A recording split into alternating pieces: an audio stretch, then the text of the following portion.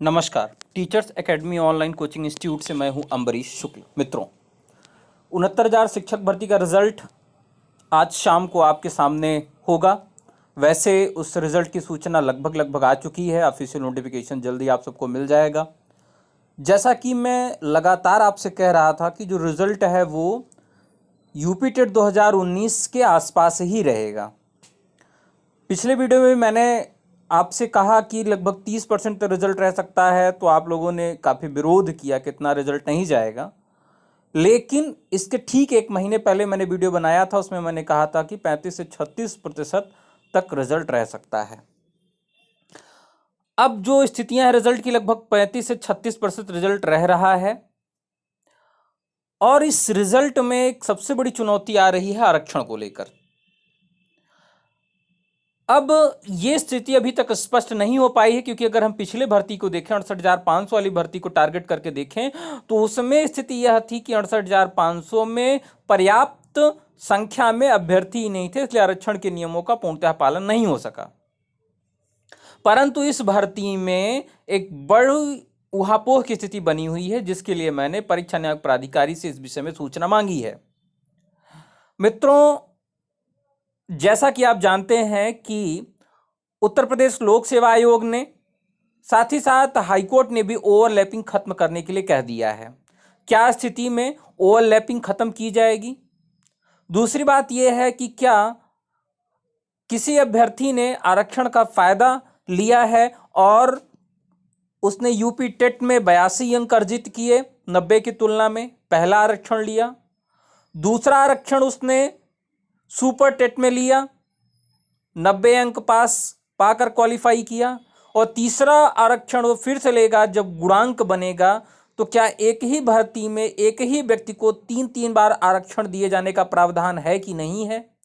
अगर प्रावधान है तो वो किस तरह से लागू किया जाएगा? अगर प्रावधान नहीं है तो क्या एक व्यक्ति को 3 बार आरक्षण एक ही वैकेंसी में दिया जाना उचित है कि नहीं है?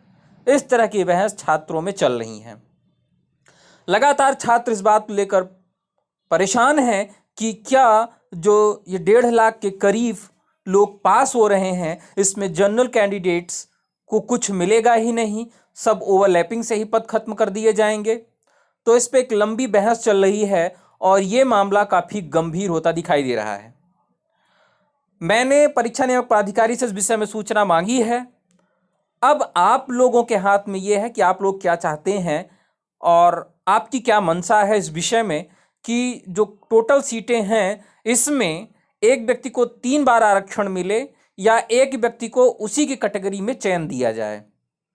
दो स्थितियां हैं, एक व्यक्ति को 3 बार आरक्षण दिया जाए यूपी टेट में, सुपर टेट में और गुणांक में, फाइनल कट ऑफ में, और एक व्यक्ति को कोई आरक्षण न दिया जाए और उसे केवल एक कैटेगरी में, अगर उसने ओबीसी कैटेगरी में यूपी टेट पास किया है तो केवल उसको उसी कैटेगरी में जितनी सीटें बनती हैं उसमें ही उसको दिया जाए, उसको जनरल में जगह न दिया जाए, भले ही वो जनरल कैंडिडेट से अधिक अंक अर्जित किया हो। तो ये नियम तो उत्तर प्रदेश लोक सेवा आयोग में लागू हो चुका है, कोर्ट ने भी कह दिया है। और साथ ही साथ 68,500 में ऐसी स्थितियां बनी ही नहीं थी कि 3 दफे आरक्षण दिया जाए या नहीं दिया जाए। रिजल्ट आप सबके सामने होगा, ये बातें काउंसलिंग के समय लागू होंगी, लेकिन उसके पहले एक मजबूत योजना बना लेनी आवश्यक है। तो इस पर आप सबकी राय मैं चाहता हूं और आप सबकी राय के अनुसार इस पर काम किया जाएगा।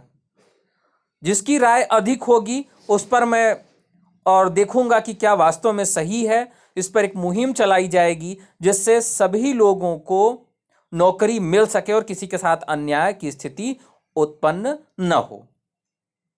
तो ये काफी जटिल मामला है, निर्णय छात्रों के हाथ में है। सभी छात्र इस वीडियो को शेयर करेंगे, सभी व्हाट्सएप ग्रुप में ये वीडियो पहुंचना चाहिए। साथ ही साथ कम से कम 1.5 लाख लोग जो इस परीक्षा में पास हुए हैं, सबके पास ये वीडियो पहुंचना चाहिए और सब इस पर विचार करें, क्योंकि आपके भविष्य की बात है।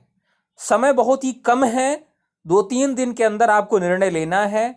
तो आप सब निर्णय जल्दी जल्दी ले लीजिए, कमेंट बॉक्स में हमको बताइए और उसके बाद फिर हम लोग पीएनपी पर इस बात को रखेंगे जिससे काउंसलिंग में उन सारे नियमों की अनदेखी न की जाए और एक नया विवाद उत्पन्न न हो जिससे छात्र court, high court, supreme court इत्यादि जाएं। तो ये मामला यहीं पर खत्म किया जा सके। ठीक है, तो आप सब जरूर मुझे बताइएगा, संवैधानिक स्तर पर भी बताइए कि क्या एक व्यक्ति को 3 बार आरक्षण दिया जा सकता है कि नहीं दिया जा सकता है, पहला। और दूसरा यह मामला है कि जो एक बार आरक्षण ले चुका है उसको दोनों राउंड में दिया जाएगा कि नहीं दिया जाएगा। बाकी परीक्षाओं में देखें, माध्यमिक सेवा चयन बोर्ड में अगर देखें तो केवल एक दफा आरक्षण दिया जाता है, लिखित परीक्षा में आरक्षण नहीं दिया जाता है, उनको उनके कैटेगरी के आधार पर भी उनका रिजल्ट निकाला जाता है, फाइनल रिजल्ट में उनको आरक्षण दिया जाता है। फर्स्ट अटेम्प्ट वाला जो उनका है लिखित परीक्षा जो है उसमें आरक्षण नहीं दिया जाता। माध्यमिक सेवा चयन बोर्ड में आप देख सकते हैं। इसी तरीके से अभी हायर एजुकेशन में जो कि असिस्टेंट प्रोफेसर की भर्ती थी उसमें भी लिखित परीक्षा में आरक्षण नहीं दिया गया, जिसके कारण ओबीसी की मेरिट ज़्यादा गई और जनरल की मेरिट कम गई थी। लेकिन यहाँ पर आरक्षण पहले ही दिया जा चुका है, तो क्या तीनों में अलग अलग आरक्षण देना उचित है कि नहीं है? मेरे मुद्दे से आप सब भली भांति परिचित होंगे और ये मेरा मुद्दा नहीं आपका मुद्दा है, क्योंकि मैं इस भर्ती में आप लोगों के कहने की वजह से लगातार बातचीत करने के लिए आता रहता हूँ। फिर आज शाम को लगभग 7 से 8 के बीच में आपसे मुलाकात होगी 69,000 शिक्षक भर्ती को लेकर, आंसर की को लेकर, सारे विवादों पर बातचीत होगी। अभी तक जितनी स्थितियों को मैंने बताया है वो 4 स्थितियां स्पष्ट हुई हैं। मैंने कल ही आपको बताया था कि सबको कॉमन अंक दिया जाएगा, ये बात सही हुई। मैंने बताया था 1 महीने पहले कि लगभग 1,45,000 लोग पास हो रहे हैं, यह भी बात लगभग सत्य हो चुकी है। शाम को नोटिफिकेशन आपको मिल जाएगा। तो जितने भी मुद्दे हैं 1 महीने पहले ही मैंने बता दिया था कि 60-65 की विजय होगी, सुप्रीम कोर्ट में मामला जाएगा, तो यह भी बात सत्य हुई है। तो ईश्वर की दया से अभी तक जितने भी तथ्य हैं वो सही हुए हैं। अब निर्णय आप सबका है कि इस पर आप सब क्या अपनी प्रतिक्रिया दे रहे हैं और क्या चाहते हैं। तो उस वीडियो को हर छात्र के पास पहुंचाइए जिससे वो अपना मत रख सके। ठीक है, बहुत बहुत धन्यवाद।